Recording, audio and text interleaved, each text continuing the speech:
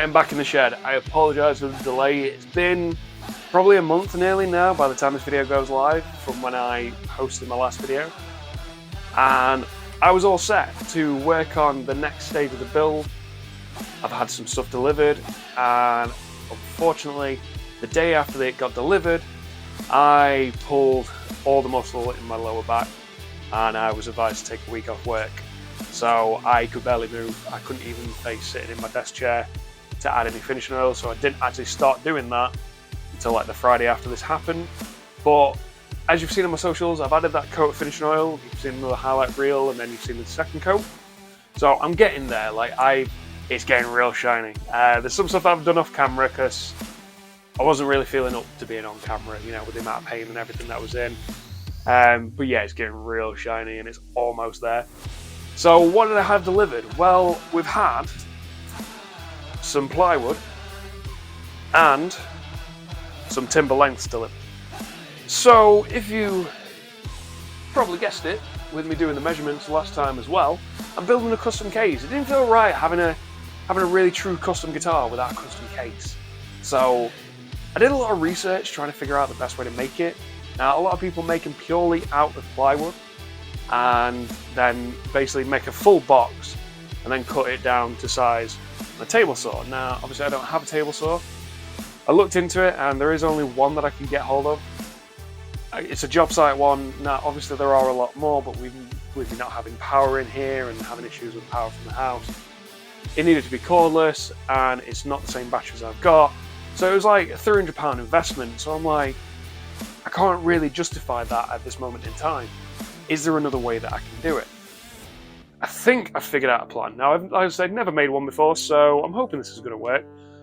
But we shall have to wait and see. And yeah, hope this works. But I'm confident that it will because I did a lot of measurements and a lot of figuring out and, you know, visualizing stuff.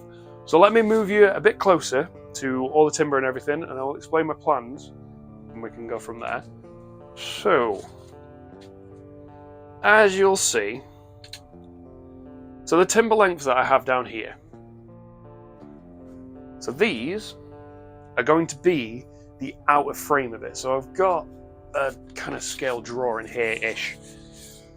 So basically I'm going to make 2 box frames myself. So it's either side is 40mm in depth when you put it on the side. So that's going to be the top side of it, and this is going to be the bottom side of it. So if you imagine it, obviously on its side you're going to have, like, you know, either side is going to be 40mm, so it's going to be 80mm altogether. So this should, in theory, work. And I've got my cut list there, and then basically the plywood is going to be made into the top and bottom. Now, ignore this chunk here, it was not fun, but this is oversized in comparison to what I need. Now, this back sheet here is the one that I'm using. This is spare at the moment, and I have got some plans with this, but that's just something for me, so you won't be seeing much of that.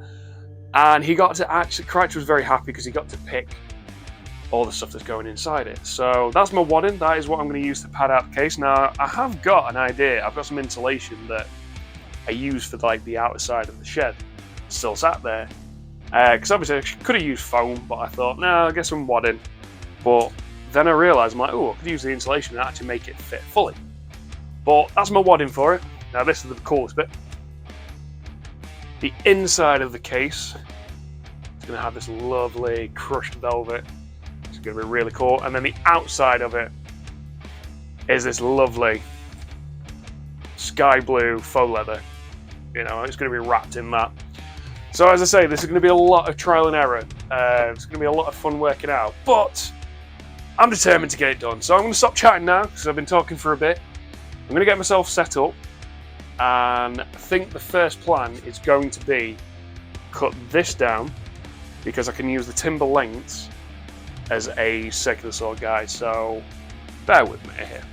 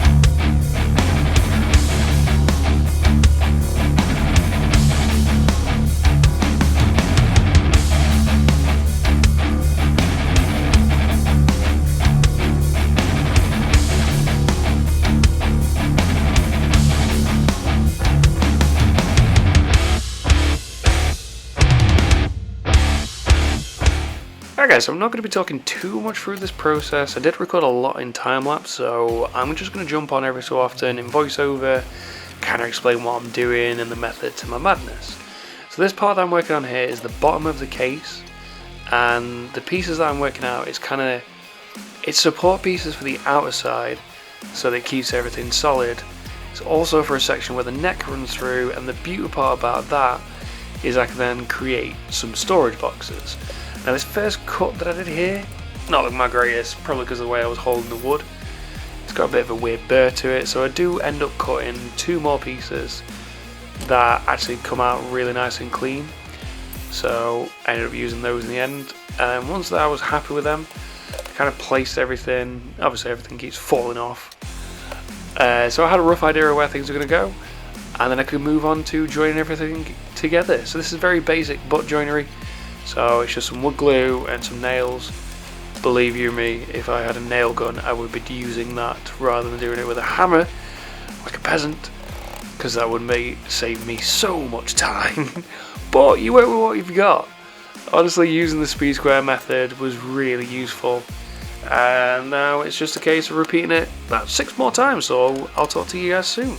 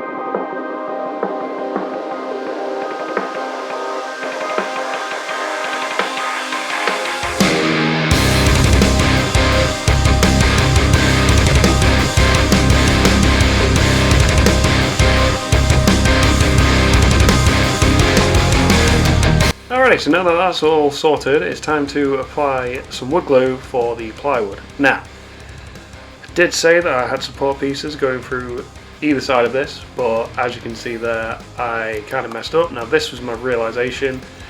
Get everything lined up how I wanted it, just about to add a clamp on, and my brain suddenly realises, damn it, you haven't added that support piece. So luckily the glue hadn't cured, so I just took it off and hammered in the piece. Now this one went flat so that it's on the top edge of the case and there's some space to it. It was not fun trying to do it on the sawhorse, I can tell you that much. But once I got it all in place, I applied some more wood glue, spread it all out, and then I could put the plywood back on. So this is 9mm ply, so it's nice and thick. And what I'm doing there, testing the edges, is just to see how much space I have, because I'm going to come over it in a bit with a flush trim bit to make everything sit nice and flush. Now I do get a little bit annoyed because unfortunately some of my clamps are just annoying and they do just want to keep falling off. Soon you'll start seeing a pile of clamps just appearing on my workbench. Really frustrating, but that's what you get when you get a cheap set of clamps. But I do manage to get a lot of tension, so everything sits where it should do. The centre bit where I've added that support piece, a little bit awkward, but thankfully I have some weights, so I managed to weigh that bit down. After this, I let it cure, left it for 24 hours, and then I was able to work on the next piece. So, again, I'll talk to you guys soon.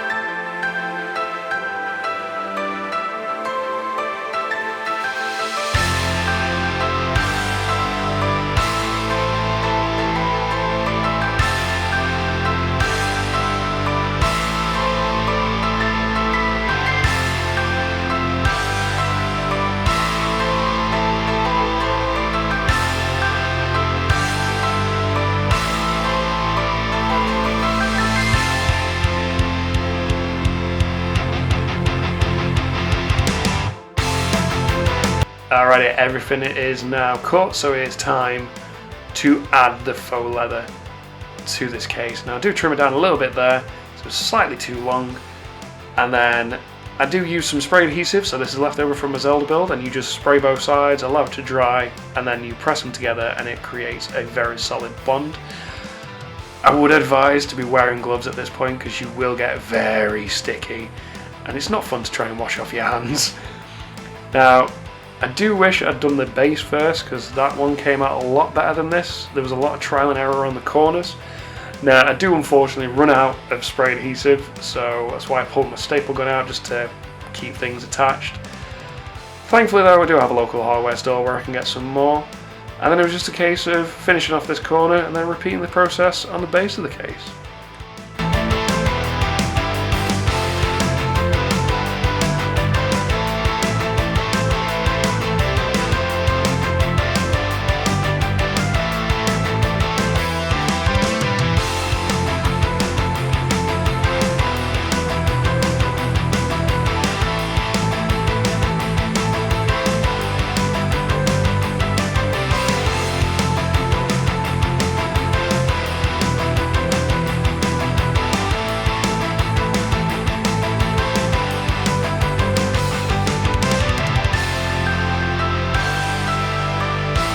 it's time to address the inside. So a lot of cases I researched online did use foam, but their cases were a lot thicker than mine, as in depth wise.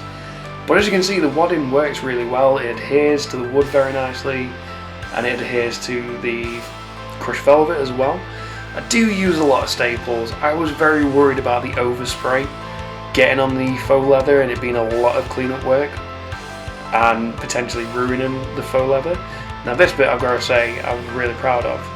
So that's the insulation I had left over, and I use a template as a guide, pop some wadding on, and as you can see, once the velvet's on, that holds the guitar beautifully. So it's just time to finish off this top part of the case, and then I can move on to adding the hardware.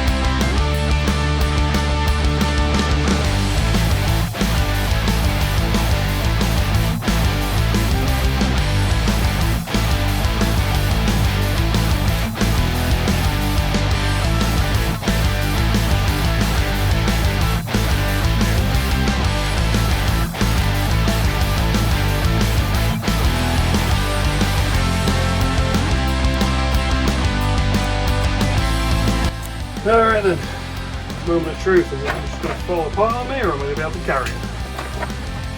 Hey! Get it!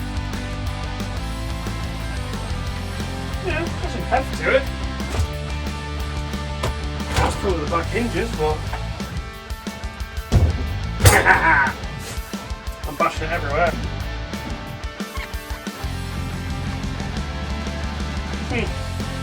Alright, got one last thing to do before I call this quits. Hang on, people. Look at that. That's pretty heavy without the guitar, though. I'll tell you that much. Yeah.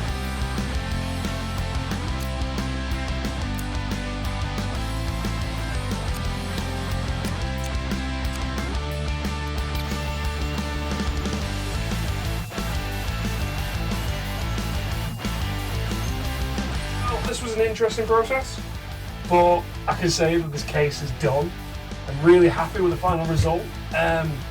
It's not perfect, alright? There's a lot of staples and everything else around the edges. If I'd have made it out of slightly thicker wood, and if I'd have used different hinges for these, because these are really heavy duty, they're literally for a dog, I wouldn't have needed these extra pieces, but it was just the safest option. Now the handle, I did have an idea of spraying this sky blue to match the rest, but I realised, I'm like, well no, that ties in quite nicely with the block on the outside. I am going to paint these screws a little bit, because they're, chrome, and I want it to be brass, so I'm painting gold. But that's going to come on my socials, and I do need to do a lot of cleanup, because there's a lot of spray glue, there's a lot of bits and everything around where the spray glue has cured. It's definitely given me an insight onto what to do on my next case when I eventually build it. But yeah, I'm quite happy with how this has turned out. So I'm very close to being done with the guitar. Now you've seen it a lot more since I started recording this. It's probably been a couple-week process because of work and everything else. The front of the guitar is done. The headstock is done. The back of the guitar now, as I'm recording this bit, just needs a smooth over and then probably another 1 or 2 coats of finish on it, and I can actually get on to putting that bad boy together, getting it all strung up and getting it delivered to Crich. So yeah, keep your eyes peeled for that. So anything that I do from the socials are all linked down in the description. Feel free to like and follow me on there. Also in there is the link to my profile on the Great Guitar Builder website. Click that link, you can view my profile. Also in there is my Crimson affiliate link. So if you want to buy anything through that link, do get a commission of it. And that's all I've got. So to get this case cleaned up, go get the guitar put together, because we're in the end game now.